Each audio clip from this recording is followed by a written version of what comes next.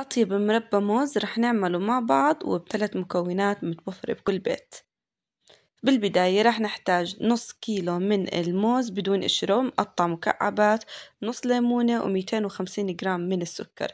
بنحطهم على بعض وبنقلبهم مع بعض وبعدها بنرفعهم على النار.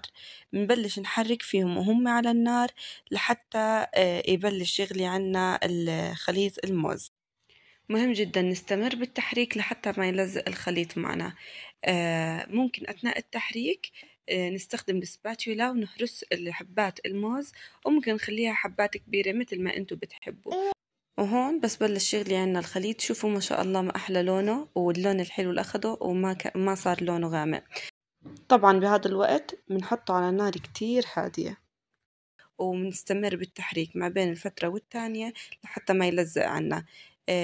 نعمل خط بالنص بين الفترة والتانية، إذا الخطين ما التقوا بيكون عنا قوامه ممتاز وبنطفي النار عليه.